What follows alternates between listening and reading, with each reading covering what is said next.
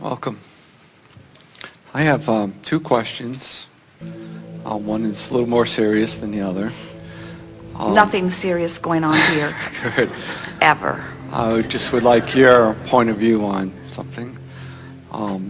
If you agree, we've all sort of existed before and always will exist. Yes. So this is a religious question. I would like to know why Jesus came if we always was and always will be. Same reason you did. Same reason you all do. In other words, no one comes. What's in your mind? Why do you think, in other words, do you think that, what could possibly be the reason that anyone would come other than that you are eternal beings and you've come for the creative experience? So are you saying Christ came for the experience as well? Of course. Of course, there are no exceptions. It just seemed sort of a dramatic way to help us out. Well, it hasn't been that helpful, actually.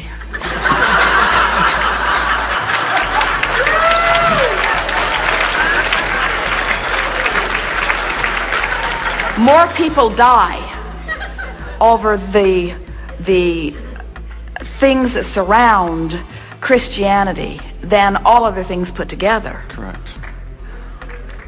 Correct. So we know what you mean. Well, what do you mean?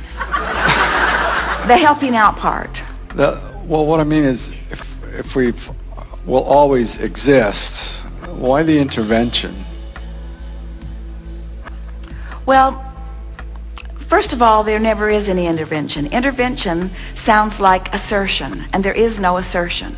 There's only attraction. So what happens is you're taking a historical figure who has rightly earned the place of a religious figure. There are many who feel that it's blasphemy to call him anything other than the Son of God, and so we will.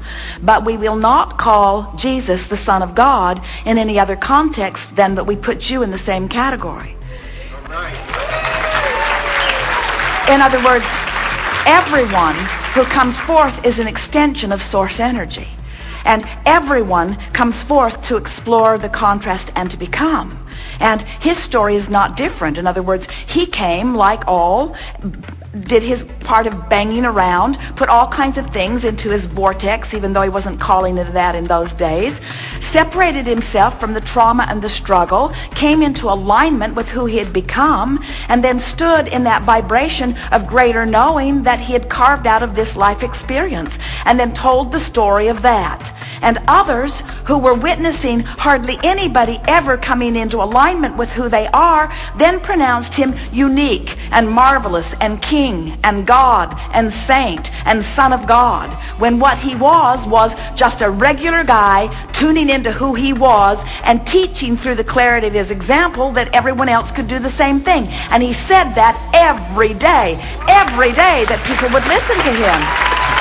That's the story that he told.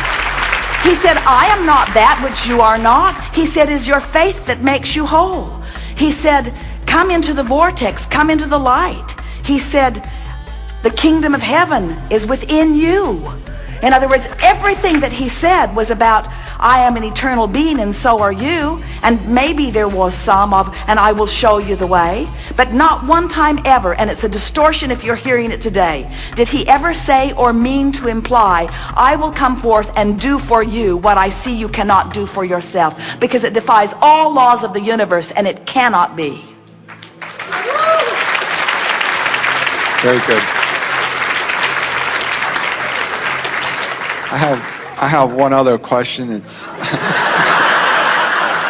it's on a humorous side. And then humans take the part of his story when he was the most out of the vortex, when he was saying, why have you forsaken me? And that's the part of his life story that they dramatize the most. It is the last part that he wants you to remember. He would like you to remember when he was in alignment. He would like you to remember when he was in vibrational alignment with well-being and could hold you as his object of attention. And even though your body was dripping illness, he did not see it. And so wellness was the only thing that you could experience when you were in the presence of his aligned state of being. That's the part he would like you to talk about, you see. He would like you to remember that you are born as liquid love, that you are pure positive energy, and that when you hold yourself in an attitude of hate, you separate yourself from all that is good and all that you want. That's the part that he would like you to remember, you see. He does not want you to remember the day he was out of the vortex and they hammered him up.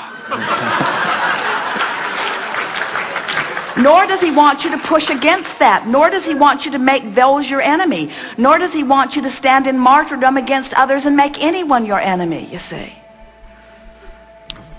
Well put. Well put. Thank you.